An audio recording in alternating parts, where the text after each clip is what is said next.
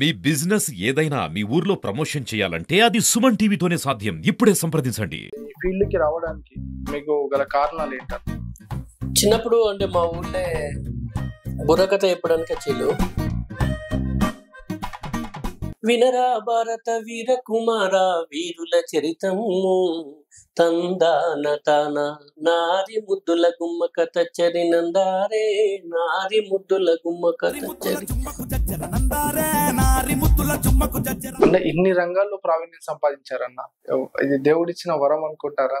మీరు చేసిన కృషి వల్ల మీరు ఎలా ఫీల్ అవుతారు? అంటే మా అమ్మ నాన్న ఏ జన్మలో వేసుకున్న పుణ్యం. మళ్ళీ మన కరీంనగర్ ఒక ప్రత్యేకమైనటువంటి డిక్షన్ స్లాంగ్, మాట్లాడే విధానం. ఏమయ్యా వచ్చినవా పోయినావా ఎప్పుడు వస్తానవే అంత మంచిగా ఉన్నారా అంటే ఇవి చాలా మంది అన్నారు, ఈ భాషతో పోతే నీకేం భవిష్యత్తు ఉంటుంది. కానీ నాకు కావాల్సిన భవిష్యత్తు కాదు, నా తల్లి భాషని జనాల్లో. ఈ టైటిల్ ఇట్లా డిఫరెంట్ గా పెట్టగా ఉంటాయి ఈ టైటిల్స్ అంటే. బొక్క బొక్క, ఇంటికి పోయి మలుచుక పట్ట, తాకుతున్న తన్నుకున్న. చిన్న పిల్లలు కూడా గుర్తుపట్టేసి వచ్చి నన్ను పట్టుకుని నీ షార్ట్ ఫిల్మ్ మా సెల్లులలో చూసిన. అంతకంటే గొప్పగా మీరు అత్యంత ప్రీతిప్రాయంగా భావించే ప్రశంస ఏదైనా? కొందరు బీపీ గోళీలు కూడా పనిచేసేది. అంటే ఈ షార్ట్ ఫిల్మ్ ప్రతిరోజు చూసి నవ్వడం వల్ల వాస్తవంగా చాలా ఆరోగ్యం ఉంటుంది. వెల్కమ్ టు సుమన్ టీవీ, నేను మీ సదా. నవ్వడం ఒక భోగం, నవ్వించడం ఒక యోగం. మరి వెండి తెరపై అలాగే బుల్లి తెరపై కూడా ఎందరో మంది ఆసనట్లు ఉన్నారు. మరి ఇప్పుడు మన ముందు ఉన్నది డిజిటల్ మీడియాలో ఒక సెన్సేషన్, నవ్వుల రారాజు, జనానందమే సదానందంగా భావించే ఆర్ఎస్ నంద గారు మనతో ఉన్నారు. ఒకసారి వారి మాటల్లో అడిగి తెలుసుకుందాం. నమస్తే అన్న. క్షణార్థి అన్న, అందరికి క్షణార్థి. మా సంతూర్ కనగర్తి అందరు మంచుకున్నారా? మీరు ఎప్పుడు మంచుకుండాలి. ఇలా మీతో ముచ్చట పెట్టడానికి అంటే సుమన్ టీవీ సదా గారితో ముచ్చట పెట్టడానికి నన్ను పిలిపించింది. ఇడికి కొంచెం ముచ్చట పెట్టి మరి ఏం అడుగుతాడో ఇక ఆ ముచ్చట్లకు నేను చెప్పాలి కదా, కొన్ని చెప్పిపోతా. ఎలా ఉన్నారన్న? మంచిగా ఉన్నా అన్న. మీ కుటుంబ నేపథ్యం గురించి ఒకసారి చెప్పండి అన్న. నేను పుట్టి పెరిగింది ప్రస్తుతం అంటే ఉమ్మడి జిల్లా, అప్పుడు ఉమ్మడి కరీంనగర్ జిల్లాలో ఉన్నటువంటి పోదెల మండలం కనగర్తి గ్రామం. ఇప్పుడు అది పెద్దపల్లి జిల్లాకు పోయింది. నేను అక్కడనే పుట్టి పెరగడం జరిగింది. 10వ తరగతి వరకు కూడా నేను అక్కడనే చదువుకున్నాను. ఓకే అన్న. మరి ఈ షార్ట్ ఫిల్మ్ కి అంటే ఈ ఫీల్డ్ కి రావడానికి మీకు గల కారణాలు ఏంటన్న? చిన్నప్పుడు అంటే మా ఊళ్ళే బుర్రకథ చెప్పడానికి వచ్చేళ్ళు. అట్లా ఒక 3 రోజులు వీరబ్రహ్మేంద్ర స్వామి బుర్రకథ చెప్పినప్పుడు అది నేను విన్నాను. అట్లా వాళ్ళు వెళ్ళిపోయిన తర్వాత తిరిగి అదే కథని నేను చెప్పడం జరిగింది. అంటే మామూలుగా డబ్బాలు పెట్టుకొని బడికి వచ్చిన తర్వాత చెప్పేది. అయితే ఈజీగా నాకు రేపు పుస్తకం ఉండవు, అది విన్నది మాత్రమే చెప్పి అట్లా బుర్రకథ అంటే విన్నదాన్ని గ్రహించి మీరు మళ్ళీ చెప్పడం స్టార్ట్ చేశారు. అవును. అప్పుడు నా ఏజ్ వచ్చేసి 9 సంవత్సరాలు. అంటే ఆ లాంగ్వేజ్ కూడా డిఫరెంట్ గా ఉంటది కదా బుర్రకథ అనేది? అవును, డిఫరెంట్ గానే ఉంటది. చెప్పే విధానం కూడా వేరే ఉంటది. అట్లా నేను చెప్తున్నటువంటి తరుణంలో మధుసూన్ రావు అని ఒక మా గణిత ఉపాధ్యాయుడు చూసి బుర్రకథ చెప్తావు అంటే చెప్తా అన్నాడు. అప్పుడు నాకు అల్లూరి సీతారామరాజు పుస్తకం ఇస్తే అది నేర్చుకొని బుర్రకథ ప్రధాన కథకునిగా నేను ఈ కళారంగానికి ప్రవేశం చేయడం జరిగింది. అరంగేటం చేసిన అట్లా అది నాది స్టార్టింగ్. ఆ తర్వాత ఇటు రావడానికి మా ఊళ్ళో 16mm వెండి తెర ఉండేది. ఆ వెండి తెర ఉన్నప్పుడు దానికి నేను ఆ సినిమాలు చూస్తూ ఆ తర్వాత నేను కూడా ఏదో ఒక రోజు ఇలా కనిపించాలని అనుకున్నాను. అప్పుడు పడ్డటువంటి ఒక చిన్న బీజం. ఆ తర్వాత అది నా మైండ్ లో అట్లుండి 2007లో దాన్ని నాకు నేనుగా సాకారం చేసుకున్నాను. ఓకే. ఇప్పుడు జనరల్ గా మనం మాట్లాడే భాష కానీ ఏదైనా ప్రామాణిక భాషనే ఎక్కువ యూజ్ చేస్తూ ఉంటారు. మరి ఈ వ్యవహార భాష అంటారా, దీన్ని ఏమంటారు? ఈ భాషను మన వెండి తెరకు కానీ ఈ బుల్లి తెరకు కానీ ఈ తెలుగు తెరపై కానీ తేవడంలో మీ పాత్ర చాలా గొప్పది. చాలా షార్ట్ ఫిల్మ్స్ లో కూడా మీరు ఈ వ్యవహార భాషను మీ స్టైల్లో చాలా మంది జనాలకు అన్వయించారు. దీన్ని ఎలా ఈ భాషను తీసుకురావాలనిపించింది సార్ మీకు బయటకి? అంటే ఒకప్పుడు వెండి తెర మీద ఏదో ఒక పాత్రకు లేదంటే కొన్ని పాత్రలకు మాత్రమే ఈ తెలంగాణ భాష పరిమితమై ఉండేది. అవును. అట్లా కాకుండా వెండితెర మీద వచ్చేటువంటి అన్ని పాత్రలకు తెలంగాణ భాష ఉంటే ఎంత బాగుండనేది నాకు ఆ కోరిక ఉండేది. అట్లా నా తల్లి భాషను తీసుకెళ్ళాలి. నా తల్లి ఏదైతే నేర్పించిందో నా తొలి గురువు, ఆ భాషను తీసుకెళ్ళాలి. అమ్మ ఏదైతే మాట్లాడుతుందో నేను అదే మాట్లాడాలి. పుస్తక జ్ఞానం వేరు, ఇక్కడ మన సామాజిక జ్ఞానం వేరు. అంటే మనం మాట్లాడే జ్ఞానం వేరు ఇక్కడ. ఎందుకంటే పుస్తకాలలో ఉన్న అన్నింటిని కూడా మనం చేయలేం.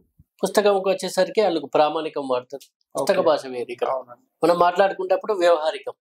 ఈ వ్యవహారికాన్ని ఎందుకు తీసుకెళ్లద్దు? మళ్ళీ మన కరీంనగర్ ఒక ప్రత్యేకమైనటువంటి డిక్షన్ స్లాంగ్, మాట్లాడే విధానం.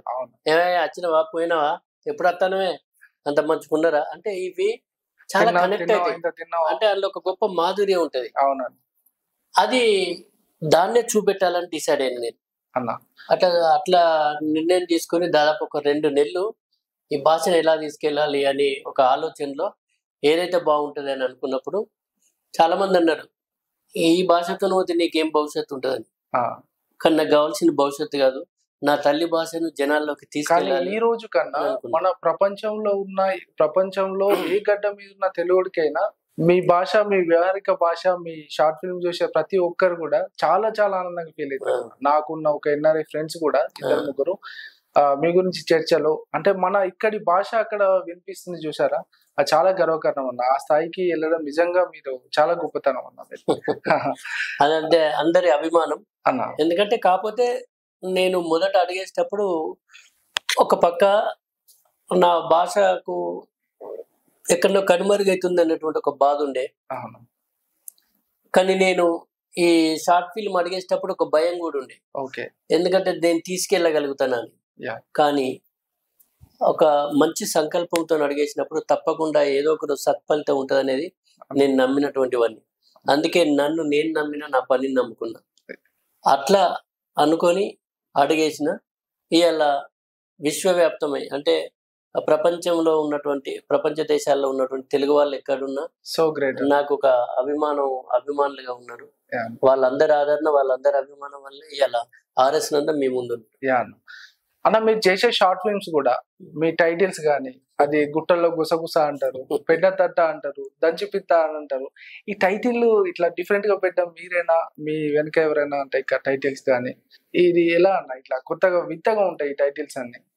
ఎవరు లేరు. అంటే నాకేమనిపిస్తుంది అంటే ఏదైనా ఒక షార్ట్ ఫిల్మ్ను మనం తీసుకున్నప్పుడు ఆ టైటిల్ చూసినప్పుడే మనిషిలో ఒక ఆనందం రావాలి, లేకుంటే ఏదైనా కొత్త ఆలోచన రావాలి, అసలు ఏదో ఉంది అన్నటువంటి ఒక ఆలోచన రావాలి. అట్లనే ఆలోచించి ఈ టైటిల్స్ని ఎంపిక చేసుకుంటా ఉంటా. అట్లా చాలా ఉన్నాయి. బొక్క, ఇంటికి పోయి మలసక పంట, తాకుతున్న తన్నుకున్న, గుట్టల్లో గుసగుస, దంచిపిత్త, మా ఇంటికి పోకు, ఇంకోసారి ఇంటికి రమ్మన, పెండ తట్ట, ఇట్లా గడుసు పోరడు. ఇప్పుడు ఈ త్వరలో రాబో మీ ఇంట్లో ఏమో సప్పుడు అయింది, మొన్న తాళ్ళలో కలిగిండు. ఇప్పుడు రిలీజ్ కు సిద్ధంగా ఉన్నటువంటిది మాత్రం కొత్త షార్ట్ ఫిల్మ్ మొన్న రీసెంట్ గా అది పక్క బొక్కలు పర్యవాసినాయి. ఇప్పుడు అది రిలీజ్ కుంది, ఎడిటింగ్ జరుగుతుంది ప్రస్తుతం. అంటే టైటిల్ అనేది ఒక క్యాచ్గా ఉండాలని నేను కోరుకుంటా. ఆ టైటిల్ చూసినప్పుడే చూడాలన్నటువంటి ఒక తపన, అంటే వాళ్ళకు ఒక ఆలోచన కలగాలన్నటువంటి దాంతో నేను టైటిల్ ఎంపిక చాలా జాగ్రత్తగానే చేసుకుంటా ఉంటా. గ్రేట్ అన్న. మీ మొట్టమొదటి షార్ట్ ఫిల్మ్ ఏదన్నా? కండలకొండన్న ఏతులు ఎక్కువ. కండలకొండన్న ఏతులు ఎక్కువ 2007 మొదలైంది అన్న. అది ప్రారంభించిన తర్వాత అన్న మీరు చాలా అంటే ఆటుపోటు ఎదుర్కొంటారు, ఏ ఫీల్డ్ లో అయినా సహజంగా ఎదుర్కొంటారు. ఇప్పుడు మీరు చేసే షార్ట్ ఫిల్మ్ అన్నప్పుడు చాలా అంటే కెమెరామెన్ అవసరం ఉంటది, ఎడిటింగ్ అవసరం ఉంటది. ఇవన్నీ కూడా మీరు అంటే ఎక్కడ కూడా వెనకడుగు వేయకుండా కంటిన్యూగా చేయాలని ఈ సంకల్పం మీకు అసలు ఎట్లా వచ్చింది దీని మీద ఇంతగా? ఫస్ట్ ఏంటంటే నా భాషను తీసుకెళ్లాలనేది నాకు నా దృఢమైనటువంటి సంకల్పం. దానికోసం ఎట్లా తీసుకెళ్తే బాగుంటాయనేటువంటి ఒక ఆలోచన చేసి, ఏదైతే ఈ జనాలకి, అంటే నా ఆలోచన ఏంటంటే ఒక పుస్తకం రాస్తాను నేను, సరే ఒక మంచి కవినైతుని కావచ్చు, నేను ఒక పుస్తకం రాస్తే నేను పండితుని వరకే తీసుకెళ్తా. చదువుకున్న వాళ్ళు మాత్రమే నా పుస్తకం చదవగలుగుతారు. అందులో ఆ పుస్తకం అందరు చదవచ్చు, చదవకపోవచ్చు. కానీ ఇట్లా ఒక షార్ట్ ఫిల్మ్, ఒక విజువలైజేషన్ ద్వారా కనుక వెళ్తే, అది హాస్యంతో వెళ్తే పండితునికి, పామరునికి, చదువుకున్న వాళ్ళకు అందరికి దగ్గర అవుతుంది అనేటువంటి ఒక ఆలోచనతోని ఇట్లా నేను మొదలు పెట్టడం జరిగింది అన్న. మీరు మరి చేసే ఈ వ్యవహారిక భాషలో మీరు షార్ట్ ఫిల్మ్స్ చేస్తూ ఉంటారు అన్న. అంటే చాలా మంది కానీ ఈ టైటిల్ చూసినప్పుడు కానీ ఈ లాంగ్వేజ్ చూసినప్పుడు కానీ అసలు ఈయన ఎడ్యుకేషన్ ఉందా అని చాలా మంది అనుకుంటారు. అంటే మాకు తెలుసు మీరు ఉపాధ్యాయునిగా మీకు అటు ఉపాధ్యాయ వృత్తికి ఇటు కళా వృత్తికి రెండింటికి న్యాయం చేస్తున్నారు. అసలు దాని గురించి ఒకసారి చెప్పండి అన్న ప్రేక్షకుల కోసం. అవునవును. అంటే చాలా మంది ఏంటంటే నా షార్ట్ ఫిల్మ్ చూసినప్పుడు స్టార్టింగ్ లో నన్ను కూడా అడిగారు. అంటే ఈయనకు చదువు రాదు కావచ్చు, ఎవరో ఇక్కడ పని చేసుకుంటే నేను తీసుకొచ్చి ఈయనతోని ఇట్లా మాట్లాడించుకుంటే చేస్తారని నన్ను కలిసినప్పుడు కూడా కొంతమంది జనాలు అడిగారు. అంటే ఆ క్వశ్చన్ వాళ్ళలో వచ్చింది. పొలాల కాడ పత్తి చేనులలో నా గురించి చర్చ వచ్చేదట. నేను కొన్ని సందర్భాల్లో అట్లా పోయిన సందర్భాలు కూడా అంటే ఆ చేనులకు పోయినప్పుడు నా గురించి మళ్ళీ కైకిల్లోళ్ళు నా గురించి ఎప్పుడు ఇట్లా అంటే ఆయన చదువు రానని ఏదో తీసుకొచ్చి ఆయనతో చేశాను. కానీ తర్వాత ఏంటంటే నేను ఒక ఇంటర్వ్యూలో చెప్పడం జరిగింది. నేను యాక్చువల్లీ నాది డబుల్ ఎంఏ, నాది MA Telugu, MA economics, B Ed, TTC, అంటే ఇవన్నీ చేసి ఉన్నటువంటి వాడిని. ఆ తర్వాత ఏ జనాలకు కొత్త తెలుసు. ఇప్పటికి కూడా కొంతమందికి నేను చదువుకోలేదని తెలుసు. అంటే నా క్యారెక్టర్ చూసి అట్లా అనుకుంటారు, కానీ చదువుకున్నాను అన్న. మీకు గ్రాంధిక భాషను ఈ ప్రామాణిక భాష ఏదైతుందో ఈ వ్యవహార భాషకు మీరు చేయడము మొదటి సక్సెస్ అక్కడే ఉందన్న, ఇది మొదటగా. ఓకే అన్న. తర్వాత ఒక షార్ట్ ఫిల్మ్ అనేది చేయాలంటే కథ, కథనము, దర్శకత్వము, పాటలు ఇవన్నీ మీరే రాస్తారని చూసాం కదా. మరి ఇవన్నీ ఒక్కరితో ఎలా సాధ్యమవుతుందన్న? మీతో ఒక్కరు ఎలా చేయగలుగుతున్నారు? అంటే దీనికి ఏమన్నా మీరు శిక్షణ తీసుకున్నారా లేకపోతే మీ ఓన్ గానా? అసలు ఈ స్కిల్స్ ఎలా వచ్చినాయి మీకు? ఏం లేదు, పరిశీలనే నా గురువు. నాకు అంటే చిన్నప్పటికి వెళ్ళి కూడా నాకు ఏంటంటే ఒక అబ్జర్వేషన్ ఉంటుంది, కానీ నాకు తెలియకుంటే నాకు జరుగుతూ ఉంటుంది. ఓకే. చిన్న విషయం చూసినప్పుడు నా నా మనసులో ఒక మదనం జరుగుతుంది, దాని నుంచి ఒక కథ ఉడుతుంది. అట్లా నేను రాసుకుంటా. నేను రాసిన నా షార్ట్ ఫిల్మ్లు అన్నిటి కూడా కథ నేనే, మాటలు నేనే, స్క్రీన్ ప్లే, డైరెక్షన్, పాటలు కూడా నేనే రాస్తున్నాయి. మధ్యలో పాటలు కూడా మేల్ వాయిస్ నేనే వాడుతున్నాను. అంటే అన్ని ఏంటంటే ఇది ఏమి లేదు, మనకు ఆ పని మీద ఉన్నటువంటి భక్తి భావం ఉంటుంది చూసిరా, అది మనలో తీసుకెళ్తుంది. ఎందుకంటే ఇప్పుడు మనం రోడ్ పొంటి పోయినప్పుడు రకరకాల తోటలు కనిపిస్తాయి. ఎగ్జాంపుల్ ఒక గులాబీ తోట, మందార తోట, కానీ మనం అన్నిటికీ స్పందిస్తాం. నా స్పందన ఏంటంటే నవ్వుకు స్పందించింది. అంటే ఈ సమాజానికి నవ్వు అవసరం, నా ద్వారా నేను పంచాలి. ఆ భగవంతుడు నన్ను అందుకే పంపించిందేమో, మా అమ్మ నన్ను అందుకే నవ్వించడానికే కన్నరేమో అనిపిస్తుంది నాకు. గ్రేట్ అన్న. అట్లా కాబట్టి నేను ఎట్లయితే నవ్వు పుడుతుందో ఆ కథను ఎట్లా రాసుకోవాలి, ఒక సీన్ ఎట్లా రాసుకోవాలి, ఒక క్యారెక్టర్ని ఎట్లా చేయించాలి, ఇవన్నిటి వినా నిత్యము ఒక మదనం జరుగుతూ ఉంటుంది. అందుకే ప్రతి సెక్టార్ను నేనే తీసుకొని నేనే చేసుకుంటా ఉంటాను. కథ కావచ్చు, మాటలు కావచ్చు, పాటలు కావచ్చు, ఇలా ఎడిటింగ్ కాడ అన్నిటికాడ నేనే కూర్చొని వర్క్ చేయించుకుంటా. కానీ దానికి ఏంటంటే మనకు కావాల్సింది ఓపిక, పేషెన్స్ అంటారు కదా, ఆ ఓపిక ఉండాలి. అందుకే నాకు తక్కువ, నేను జనాల్లో తక్కువ ఉంటా, నా పని నేను చేసుకుంటా ఉంటాను, ఎక్స్పోజర్ కొంచెం దూరంగా ఉంటాను. రియల్లీ గ్రేట్ అన్న. అంటే కళాకారునిగా కళపై ఇంత అభిరుచి ఉండడం, ఎన్ని షార్ట్ ఫిల్మ్స్ చేస్తూ జనానందమే సదానందంగా భావించి ఎన్ని షార్ట్ ఫిల్మ్ చేస్తున్నారు. ఇప్పటివరకు ఎన్ని షార్ట్ ఫిల్మ్ చేస్తుంటారు అన్న? వందలలో ఉంటాయి. అంటే నేను కరెక్ట్గా లెక్క పెట్టలేదు కావచ్చు, కానీ నాకు తెలిసి ఆల్ ఎపిసోడ్స్ అంటే చిన్న చిన్న బిట్లు వేసుకున్నా కూడా 500 అయితే దాటుంటాయి నాకు. అన్న ఇప్పుడు కథ, మాటలు, దర్శకత్వం, పాటలు అన్ని మీరే అంటున్నారు. మీరు షార్ట్ ఫిల్మ్ చేస్తూనే వెళ్ళిపోతారు, చేస్తూనే ఉంటారు. ఒక్కొక్క షార్ట్ ఫిల్మ్కి ఎన్ని రోజులు టైం పడుతుంది అన్న? ఎంత టైం తీసుకుంటారు? కొన్ని షార్ట్ ఫిల్మ్ 1 డేలో షూట్ అయిపోద్ది. అంటే కథ రాయడానికి 1 డేలో రాసేస్తాను. నాకు ఎట్లుంటుంది అంటే నాకున్న అలవాటు ఏంటంటే నేను మా భార్యతో మాట్లాడుతున్నప్పుడు సరదాగా మాట్లాడుకుంటూ ఉంటాం ఇంట్లో, మా పిల్లలతో, మా భార్యతో. మేము ఇద్దరం మాట్లాడుకున్నప్పుడు కూడా కొన్ని సందర్భాల్లో కథలు పుడతాయి. అంటే ఆమె నావిని ఏదో పని చేస్తూ ఉంటుంది, నేనేదో అంటూ ఉంటా, దాని మధ్యలో ఏదో ఒక డైలాగుతో కూడా కథలు రాసిన సందర్భాలు నేను. అట్లా కొన్ని కథలు వస్తూ ఉంటాయి మామూలుగా. కొన్ని ఇంకా మిగతా సందర్భం ఏంటంటే నాకు అడవిలో తిరిగే అలవాటు ఎక్కువ, పచ్చని చెట్ల మధ్యలో తిరిగే అలవాటు ఎక్కువ. నాకు ఎప్పుడైనా నాకు మిగతా పనులు ఏమున్నా పక్క పెట్టేసుకుంటే, నేను ఇలా ఒక ఫారెస్ట్ జోన్కి వెళ్ళాలనుకున్నప్పుడు అన్ని పనులు పక్క పెట్టేది. నాకు సెల్లుతోని ఇవన్నిటితో ఏం సంబంధం ఉండదు, ఏ పనితో సంబంధం ఉండదు. నాకు అన్ని పక్క పెట్టేసుకొని కూర్చొని ఎక్కువ మా చిన్న అబ్బాయి ఎత్తా ఉంటాడు, లేకుంటే నాకున్న లిమిటెడ్ ఫ్రెండ్స్ కొంత సత్యముని బ్రహ్మము ఇట్లా. అంటే మీ కథ వస్తువు ఏంటంటే రోజువారీ జీవితంలో జరిగే సందర్భాలనే మీరు కథగా తీసుకుంటారు. సో మీకు అది రాయడానికైనా చేయడానికైనా చాలా ఈజీగా ఉంటుంది. అవును, అట్లా. అంటే ఆ ఫారెస్ట్ జోన్ కు వెళ్తున్నప్పుడు ఏంటంటే నా మైండ్ లో ఏదో కథ లైన్ తిరుగుతూ ఉంటాయి. తిరిగి ఈవినింగ్ వచ్చిన తర్వాత నేను ఆ కథను పడుకుంటా. నేను పడుకున్నప్పుడు కూడా కథను ఎట్లా ఒక ఆర్డర్కి తీసుకొచ్చుకొని తర్వాత రాయడం స్టార్ట్ చేస్తా. అంటే నాకు కొన్ని అట్లా అది అనుకునే విధానం అట్లా ఉంటుంది అన్నట్టు. అంటే తిరుగుతే కొన్ని ఎప్పుడైనా ఏంటంటే వాస్తవ జీవితానికి దగ్గరగా ఉండేటువంటి అంశాలని నేను తీసుకుంటా. అందుకోసం నాకు చాలా మంది వీళ్ళని ఫోన్ చేసినప్పుడు, అన్న మా పక్కింట జరిగినట్టున్నది, లేకపోతే మా ఊళ్ళో జరిగినట్టున్నది, మేము చూసినట్టు అనిపించేది, అదే చాలా మంది కనెక్ట్ అవుతారు దానికి. అవును, అట్లా నేను కథలు ఎంపిక చేసుకుంటాను. ఓకే అన్న ఇప్పుడు ఇటు ఉపాధ్యాయునిగా ఇటు షార్ట్ ఫిల్మ్ చేస్తూ ఇంత బిజీ, కళా రంగానికి ఇంత టైం ఇస్తున్నారు. అంటే ఈ రెండు రంగాలకి మీరు సమన్వయం ఎలా చేసుకుంటున్నారు అసలు? ఏదైనా అంటే మన మీద ఆధారపడి ఉంటుంది. ఒక గొప్ప మాట ఏమిటంటే మనకు జీవితం అనేది చాలా పరిమితమైనటువంటిది. ఏ క్షణంలో ఈ భూమి నుంచి వెళ్ళిపోతామో తెలియదు. ఒక లక్ష్యం కోసం పనిచేసినప్పుడు ప్రతి నిమిషాన్ని వినియోగించుకోవడం నేర్చుకోవాలి.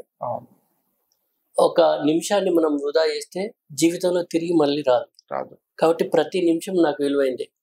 అట్లా నేను నా సమయాన్ని వినియోగించుకుంటూ ఉంటాను. నాకు ఎగ్జాంపుల్, నేను పాఠశాలకు పోతా. పాఠశాల సమయం నాకు ఎప్పుడు, నేను పొద్దున్న లేచిన తర్వాత నాకు 4 నుంచి 5 గంటల వరకు నా పాఠశాల సమయం అయిపోతుంది. మిగతా సమయాన్ని నేను నా కళారంగానికి మాత్రమే ఉపయోగించుకుంటాను. ఎందుకంటే ఇదేదో నా కోసం లేదు, ఇది ఒక సేవాభావంగా. అంటే అందరిని నవ్వించాలి. ఇలా జీవితం కూడా ఏమైందంటే యాంత్రికం అయిపోయింది. అంటే మనిషి జీవితం ఒక యంత్రం లాగా పనిచేస్తూ అలసిపోయి ఆలోచనలను లోతుగా తీసుకొని మనిషి తిరిగి మళ్ళీ పునరుజ్జీవం అంటే పునర్శక్తి పొందాలంటే కనీసం ఈ నవరసాల్లో హాస్య రసాన్ని వాడితే వాళ్లకు మళ్ళీ తిరిగి పునర్శక్తి పొంది తను పని చేసుకోగలుగుతాడు అన్నటువంటి ఒక ఆలోచనతోని ఆనందాన్ని అందించాలన్నటువంటి ఒక సంకల్పంతో వచ్చింది. అట్లా హాస్యం చాలా గొప్ప మాట చెప్పారన్న. ఓకే అన్న, ఇప్పుడు మీ కుటుంబ నేపథ్యం నుంచి ఇంకా ఎవరైనా కళాకారులు ఉన్నారన్న? మీకు ఈ కళ ఎలా అబ్బింది? అంటే మీ కుటుంబ నేపథ్యం నుంచి ఎవరైనా ఉన్నారా, లేకపోతే? లేరు, ఎవరు లేరు. కాకపోతే చిన్నప్పుడు రామాయణాలు వేసినప్పుడు మా అన్నయ్య వాళ్ళు అట్లా వేషాలు కట్టేది, కానీ ఇట్లాంటి ఈ రంగానికి ఇట్లా ఎవరు లేరు. నేనే. మరి బుర్రకథను చూసి ఇన్స్పైర్ అయ్యి ఇలా చేస్తా అని అన్నారు కదా, ఒక బుర్రకథకు సంబంధించి ఏదన్నా స్టార్టింగ్ మామూలుగా అవి లైన్స్ వేరు ఉంటాయి. అంటే ఆ పాడు, వినరా భారత వీర కుమార వీరుల చరితము తందాన తాన, అంటే ఈ మాదిరిగా ఉంటాయి. ఇంకా బలానోజి బలి తమ్ముడా సైమేలు బలానోయి దాదానా, అంటే ఒక్కొక్క పాటకు ఒక్కొక్క రిధం ఉంటుంది అలా. ఇప్పుడు నందారే నారి ముద్దుల గుమ్మ కథచ్చరి, నందారే నారి ముద్దుల గుమ్మ కథచ్చరి, ఇట్లా. అంటే ఆ పాట పాడుతున్నప్పుడు ఆ సిచ్యువేషన్ బట్టి ఒక ఫీల్, ఆ పాట విధానం మారుతూ ఉంటుంది బుర్రకథలు. ఏ కథలో నేను. అవునా, అంటే ఇన్ని రంగాల్లో ప్రావీణ్యం సంపాదించారన్న. ఇది చాలా తక్కువ మందికి ఇలాంటి, ఇది దేవుడిచ్చిన వరం అనుకుంటారా? మీరు చేసిన కృషి వల్ల మీరు ఎలా ఫీల్ అవుతారు? అంటే మా అమ్మ నాన్న ఏ జన్మలో వేసుకున్న పుణ్యం అన్న. మా రాదండి నంబమ్మ భూమయ్య కడుపులో నేను పుట్టడం, ఇది వాళ్ళ పూర్వజన్మ సుకృతం అనుకుంటా, వాళ్ళ కడుపులో పుట్టడం. అదే విధంగా మా ప్రపంచానికి తెలుగు ప్రజల అదృష్టం కూడా. అట్లా ఒక పక్క అదైతే నా సాధన కూడా. మామూలుగా నా కళ్ళల్లో ఎన్ని రాత్రులు తెల్లారినేవి. ఇప్పుడు మీ ముందు కూర్చున్నంత, అంటే నేను మాట్లాడినంత సులభంగా ఇక్కడి దాకా నేను రాలేదు. దాని వెనకాల ఎన్ని కష్టాలు కోర్చుకొని ఇక్కడ కూర్చున్నానో నాకు తెలుసు. నాది ఎట్లుంటుందంటే, నా బాధను నేను ఒక్కరిని దిగమింగుకోవాలి, నా సంతోషాన్ని 10 మందికి వంచాలనేది నా తాపత్రయం. అట్లా నేను పనిచేస్తున్నాను. అందుకోసం ఎక్కడ నాకు సంబంధించినటువంటి బాధను ఎక్కడ కనిపించకుండానే నేను ప్రయత్నం చేస్తా ఉంటాను. అట్లా వచ్చినటువంటి అట్లా అంటే వాళ్ళ ఆశీస్సులే, మా అమ్మ నాన్న ఆశీస్సులే, ఈ ప్రేక్షకుల యొక్క ఆదరాభిమానాలే ఇలా నన్ను ఇంతవన్నీ చేసినాయి అన్న. మీరు సోషల్ అవేర్నెస్ ప్రోగ్రామ్స్ కూడా చేస్తూ ఉంటారు, మేము చూస్తూ ఉంటాము. అంటే కరోనా టైంలో చేశారు, రీసెంట్గా కూడా ఓటర్ అవేర్నెస్ ప్రోగ్రామ్ చేశారు. అంటే ఇలాంటివి మీకు అంటే బేసిక్గా సోషల్ అవేర్నెస్ మీద ఇంట్రెస్ట్ ఉంటుందా అన్న, లేకపోతే సమాజానికి కొంచెం ఏదన్నా మెసేజ్ చేయాలి? అవును, అంటే మన నుంచి ఎప్పుడైనా ఇప్పుడు మనిషి కానివాడు రాయన్న ఉండాలి, దేవుడన్న ఉండాలి, అంటే ఎక్కడో. కాబట్టి మనం సమాజంలో జీవిస్తున్నాం, మనుషుల మధ్యలో జీవిస్తున్నాం కాబట్టి ఒక మానవతా కోణం ఉంటుంది ఏదో ఒక మూల ఎవరికైనా. ఎంత కఠినాత్మునికైనా ఓ మానవతా కోణం ఉంటుంది. ఎగ్జాక్ట్లీ. కాబట్టి ఒక ప్రపంచాన్ని కబలిస్తున్నటువంటి సమయంలో మనం కూడా ఇక్కడ ఉంటామా ఉండమా అన్నటువంటి ఒక భయంకరమైనటువంటి పరిస్థితులలో మనం బ్రతికే ఉన్నాం. బతుకున్నప్పుడు ఎందుకు స్పందించద్దు అనేటువంటి ఒక ఆలోచన అప్పుడు బాగా నన్ను అంటే ఒక రకంగా బాధ పెట్టింది. ఆ టీవీలలో శవాల కుప్పలను అవి చూస్తున్నాం. ఆ టైంలో ఇమీడియట్గా ఒక పాట రాయడం జరిగింది. అప్పుడు ఉన్నటువంటి ముఖ్యమంత్రి గారు కళాకారులు దీని మీద అవేర్నెస్ చేయాలన్నప్పుడు నేను పాట రాసి అందరినీ పర్మిషన్, పోలీస్ స్టేషన్లలో పర్మిషన్ తీసుకొని, ఎందుకంటే అప్పుడు బయటికి పోనీయాలి. నేను అట్లా పోయి హనుమకొండకు పోయి పాట పాడి ఆ పాట చాలా మంచి ఆదరణ కూడా పొందింది. ఒక్కసారి ఆ పాట. నువ్వు పుట్టిన దేశం మంచిగున్నదే, నీకు పెట్టిన పేరు ముద్దుగున్నదే. నువ్వు పుట్టిన దేశం మంచిగున్నదే, నీకు పెట్టిన పేరు ముద్దుగున్నదే. నీ మనసే ఎందుకు మంచిగా లేదే కరోనా, మనుషుల మధ్య దూరం పెంచినావే కరోనా. కరోనా ఉండకే ఈ లోకానా, ఓ కరోనా వెళ్ళిపోవే జల్లినా. నువ్వు పుట్టిన దేశం మంచిగున్నదే, నీకు పెట్టిన పేరు ముద్దుగున్నదే. చాలా చక్కగా పాడారు, చాలా చాలా చక్కగా పాడారు. చాలా షార్ట్ ఫిల్మ్ చేస్తున్నారు, చాలా ప్రపంచాదిగా చాలా మంది ఫ్యాన్స్ ఉన్నారు మీకు. మీకు ఇప్పటి వరకు చేసిన దాంట్లో చాలా ప్రశంసలు వచ్చి ఉంటాయి. మీరు అత్యంత ప్రీతిప్రాయంగా భావించే ప్రశంస ఏదైనా అంటే, నేను నాకు జనాలు ఎవ్వరు కలిసినా కూడా వాళ్ళ ఇంటి మనిషిలాగా భావిస్తారు చూడు, అది గొప్ప. అంటే చిన్న పిల్లలు కూడా గుర్తుపట్టేసి వచ్చి నన్ను పట్టుకొని నీ షార్ట్ ఫిల్మ్ మా సెల్లులలో చూసినాం, అంతకంటే గొప్పగా ఏముంటుంది అనిపిస్తుంది నాకు. ఇంకోటి ఏంటంటే కొందరు బీపీ గోళీలు కూడా బంద్ చేసేళ్ళు. అంటే ఈ షార్ట్ ఫిల్మ్ ప్రతిరోజు చూసి నవ్వడం వల్ల వాస్తవంగా చాలా ఆరోగ్యం ఉంటుంది. ఇలా మనిషి అదే చెప్తున్నాను, ఇలా హాస్యానికి దూరం అయ్యే అనారోగ్యానికి దగ్గర అవుతాడు మనిషి. కాబట్టి మనకు ఉన్న సమయంలో కనీసం 10 నుంచి ఒక 15 నిమిషాలన్నా నవ్వడానికి ఒక ప్రయత్నం చేయాలి. కనీసం ప్రయత్నం చేస్తే మనకు తెలియకుండానే మన ఆరోగ్యాన్ని మనం కాపాడుకున్నటువంటి వాళ్ళం అవుతుంది. కాబట్టి అట్లా నేను చేయడం జరిగింది. మీరు ఇందాక చెప్పినట్టు వెండితెరపై ఏదో ఒక చిన్న చిన్న పాత్రలకి పరిమితమైన తెలంగాణ యాసలు వెండితెరపై ప్రతి పాత్రకి అన్వయించే స్థాయికి ఇప్పుడు వెళ్ళింది. దాని పట్ల మీకు చాలా కృషి చేశారు. అంటే మీరు చేసే షార్ట్ ఫిల్మ్స్ లో ఈ మాండలిక భాషను, ఈ వ్యవహారిక భాషను తీసుకొచ్చి చాలా వరకు తీసుకెళ్లడంలో మీ పాత్ర చాలా ఉందన్న. మీకు ఎలా ఉన్నాయన్న ఇప్పుడు వెండితెర అవకాశాలు? నాకంటే ఆ భాష ఎలా వెండితెర అంటే, ఒకప్పుడు కొన్ని పాత్రలకు ఏదో పాత్రకు పరిమితమైనటువంటి నా తల్లి భాష, నా తెలంగాణ భాష ఇలా వెండితెరమైన అన్ని పాత్రలకు పలుకుతున్నందుకు నాకు చాలా సంతోషంగా ఉంది. ఎందుకంటే నేను కోరుకున్నది కూడా అందులో నా పాత్ర కూడా, అంటే ఈ భాషను తీసుకెళ్లడంలో నా పాత్ర కూడా ఉండడం నాకు చాలా సంతృప్తినిచ్చింది. ఒక రకంగా ఇంకొక బాధ్యతగా కూడా, అంటే ఇంకా ఏదో చేయాలి నాకు అనేటువంటిది ఉంటుంది. అందుకోసమే రెగ్యులర్గా ఇంకా నేను కొత్తగా ఏం చేయాలి, కొత్తగా ఏమో ఆలోచించాలి అనేటువంటి దాని మీద నేను పనిచేస్తూ ఉంటాను. బట్ అది చాలా సంతోషం నాకు. రివార్డ్స్ కానీ అవార్డ్స్ గురించి మీకు ఇప్పటి వరకు అంటే మన తెలంగాణ నుండి కానీ? ఫస్ట్ ఆసియా కిరీటి అని ఒక అవార్డు ఇవ్వడం జరిగింది. ఆ తర్వాత నవ్వుల రారాజు మనోళ్ళు అంటే టైటిల్స్ లో వేయడం చాలా మాటలు. తర్వాత ఈ మధ్యనే చార్లెస్ చాప్లిన్ గారి జీవిత సాఫల్య పురస్కారం ఇచ్చారు నాకు. అది అంటే నేను ఈ అవార్డులు ఇవన్నిటి కోసం ఎప్పుడూ ఆలోచించలే, కానీ ఇవాళ ఇంతమంది అభిమానుల ఆ ఆనందం నన్ను చూసినప్పుడు వాళ్ళ ముఖంలో ఒక నవ్వు కనిపిస్తే చూసిరా, అది చాలా పెద్ద అవార్డు అనిపిస్తుంది నాకు. ఓకే. ఇప్పుడు అంటే రానున్న రోజుల్లో సినిమాలు ఉన్నాయి. ఇప్పుడు దాదాపు ఒక 4-5 సినిమాలు ప్లాన్ జరుగుతున్నాయి. కానీ సినిమాలు ఎట్లుంటాయంటే నేను చేసినప్పుడే చెప్పుకోవాలి. ఇప్పుడు మాత్రం లగ్గం అనే సినిమా రిలీజ్ ఉన్నది. అందులో ఒక క్యారెక్టర్ చేసిన మన రమేష్ చెప్పాల గారి దర్శకత్వంలో రాబోతుంది. అందులో ఒక క్యారెక్టర్ చేసిన. అందులో తర్వాత అంతకుముందేమో రుద్రంగి అజయ్ సామ్రాట్ గారి దర్శకత్వంలో జగపత్ బాబు గారు పక్కన వేసిన. ఇందులో రాజేంద్ర ప్రసాద్ గారు, ఎల్బి శ్రీరామ్ గారు పెద్ద ఆర్టిస్టులు ఉన్నారు. ఓకే అన్న, మీ ఫ్యూచర్ గోల్స్ ఏంటన్నా? ఏం లేదంటే నా బొందిలో ప్రాణం ఉన్నంత వరకు నవ్వించాలి అనేది నా గోల్. అంతకంటే ఇంకా పెద్ద గోల్ ఏమి లేవు నాకు. చాలా చాలా ఒక మంచి కామెడియన్ గా జనాల్లో ఉండాలి అంతే. ఇంకా షార్ట్ ఫిల్మ్స్ కూడా ఇంకా నడుస్తున్నాయి అన్న? షోస్ ఉన్నాయండి. ఇప్పుడు దాదాపు ఒక 10 ప్రాజెక్టులు ఉన్నాయి. 10 ప్రాజెక్టులు ఉన్నాయి. ఇప్పుడు ఈ రోజు కూడా ఇప్పుడు ఎడిటింగ్ జరుగుతుంది. నేను ఎడిటింగ్ ఆపేసి ఇంకా నేను మీకోసం రావడం. ఎందుకంటే ఇప్పుడు ఇంకో 4-5 రోజుల దాకా మీకు కష్టం నేను దొరకదు. అవునన్నా. ఎందుకంటే నాకున్న షెడ్యూల్ బట్టి ఇక చేసుకోవాలి, తప్పదు. ఎందుకంటే వయసు మనసు సహకరించినంతసేపు మనిషి కష్టపడుతూ ఉండాలి. గ్రేట్ అన్న, గ్రేట్ వర్డ్స్. అది ఇంపార్టెంట్.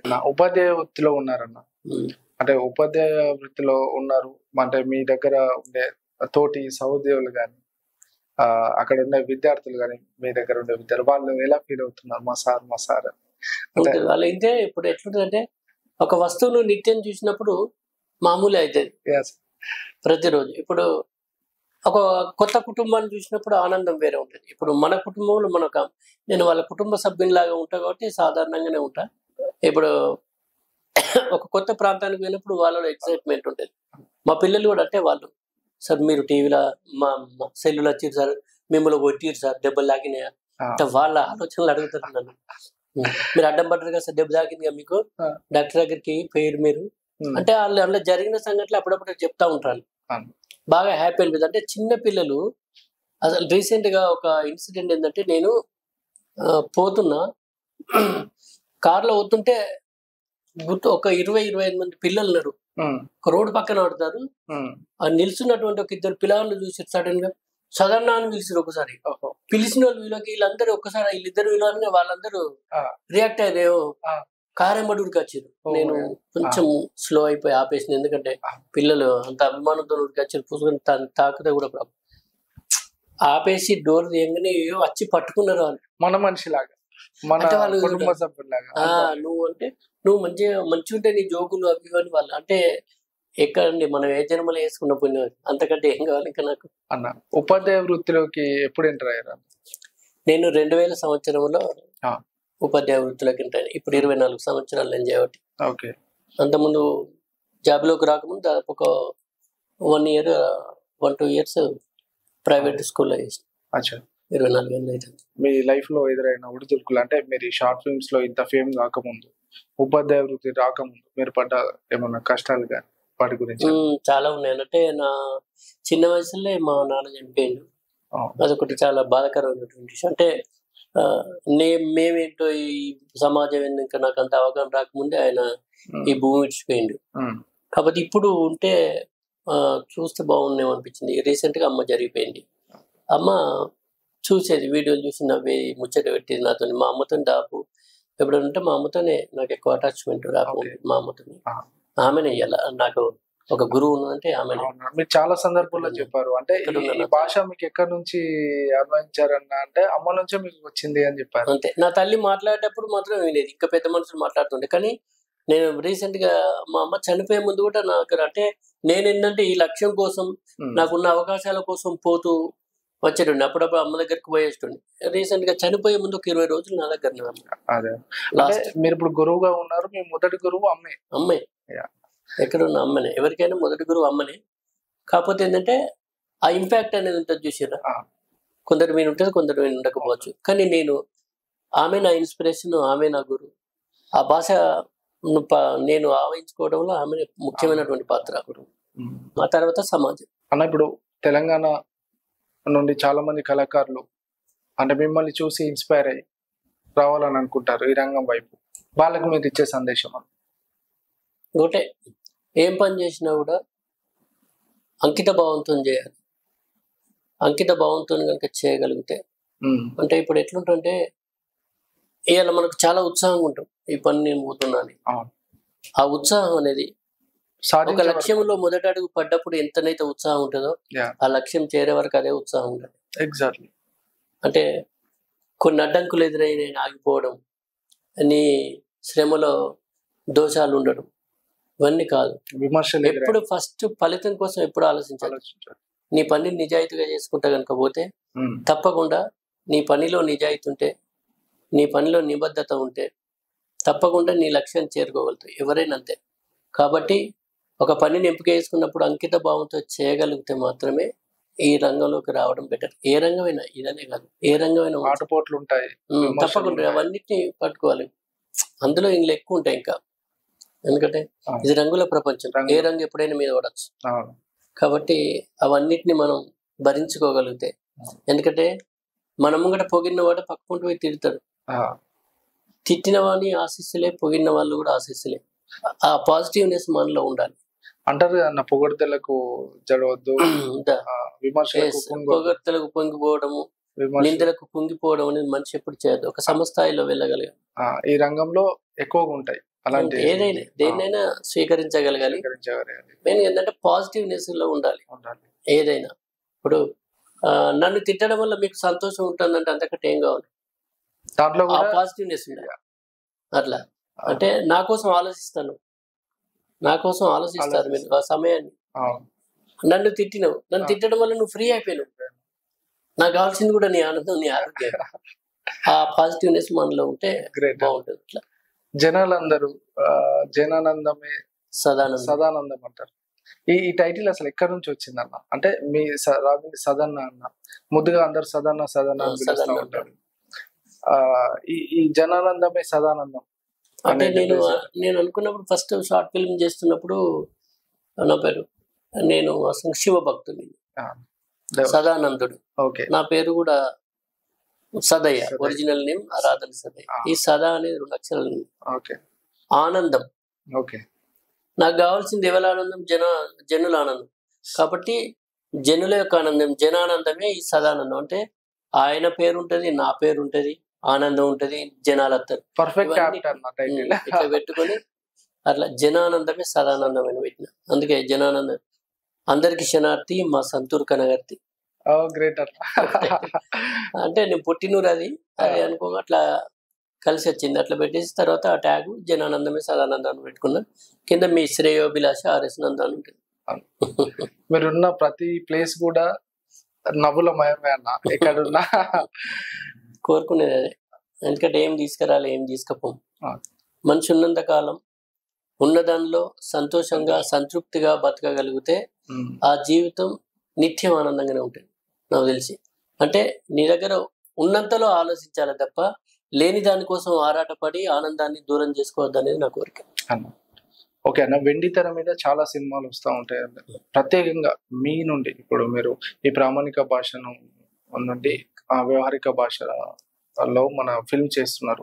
వెండి తెర మీద కూడా ఇంకా ఇది చేస్తే బాగుంటది, ఇలా చేస్తే బాగుంటది అని ఎప్పుడన్నా మీకు అనిపిస్తుందా? ఉన్నాయి తప్పకుండా. నేను అంటే ఇంకా నాకు తెలుసు అంటే ఇంకా పూర్తి స్థాయిలో ఇక్కడ ఈ భాషను మాట్లాడలేకపోతున్నాను. ఎందుకంటే అది వాళ్ళు ఇప్పుడు ఎట్లయినా తల్లి నుంచి నేర్చుకొని మాట్లాడడం వేరు.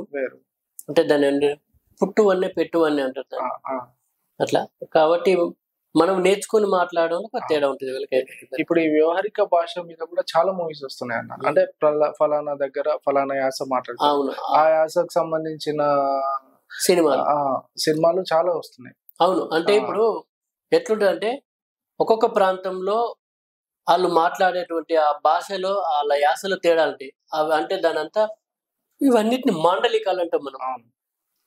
ఆ ప్రాంతం యొక్క అంటే ఆ ఏరియా మాండలికం వేరు, ఇప్పుడు ఈ ఏరియా మాండలికం వేరు. కొన్ని ఆ మాండలికాలను అక్కడ మాట్లాడుకునేటువంటి ఆ వ్యవహారికంలో పలుకుతున్నాయి. అందుకే రకరకాల సినిమాలు ఆ ప్రాంతాన్ని బట్టి వస్తూ ఉన్నాయి. అట్లా ఇక్కడి నుంచి వెళ్ళి నేను కూడా ఒక పూర్తి స్థాయిలో ఒక మంచి సినిమా వేయాలనేటువంటి ఒక ఆలోచన ఉంది. ఇప్పుడు ప్రస్తుతం మాత్రం ఒక సినిమాకి అంటే నాకు ఒక గంటన్నర సినిమా రాస్తున్నాను. ఆల్మోస్ట్ అలా అయిపోయింది సినిమా. కాకపోతే ఏంటంటే ఇక టైం ఎప్పుడు వస్తే అప్పుడు నేను దాన్ని మొదలు పెట్టుకుంటా. దసరాకు ఓపెనింగ్ అని అనుకుంటున్నా. దానికి కథ, మాటలు, పాటలు, డైరెక్షన్ ఇట్లా అన్ని నేనే చెబుతున్నా. అది అనుకున్నాం. అన్ని సవ్యంగా జరిగితే తప్పకుండా దసరా తర్వాత ఓపెనింగ్ ఉంటుంది, ఈ సినిమా స్టార్ట్ అయితే. ఆల్రెడీ కొన్ని లొకేషన్స్ కూడా చూస్తున్నాను అన్న. మీరు ఇంకా ఇలాగే అన్న మరెన్నో సినిమాలు మా అందరి కోసం ఈ జనానందమే సదానందంగా కొనసాగుతూ నవ్వుల పువ్వుల వర్షం ఇంకా చాలా చాలా చాలా మీ నుంచి రావాలని కోరుతూ మా సుమన్ టీవీ ద్వారా మేము మనస్ఫూర్తిగా కోరుకుంటున్నామన్నా. ఇంతసేపు చాలా ప్రశ్నలు అడిగిన నన్ను, నాకు తెలిసిన మందం, నాకు తోచిన మందం చెప్పిన నేను. నాకు కావాల్సిందంతా మీ ఆనందం, మీ ఆరోగ్యం. మీరందరూ కూడా ఎప్పుడు ఆనందంగా ఆరోగ్యంగా ఉండాలని, మీ ఆనందాన్ని మీ ఆరోగ్యాన్ని ఎల్లావేళలా కోరుకునే మీ ఆర్ఎస్ నంద. జనానందమే సదానందం. ఓకే వ్యూవర్స్, చూసారు కదా ఆర్ఎస్ నంద గారి మంచి మంచి కబుర్లు. మరిన్ని మంచి కంటెంట్లతో మళ్ళీ మీ ముందుకు వస్తాం. చూస్తూనే ఉండండి సుమన్ టీవీ.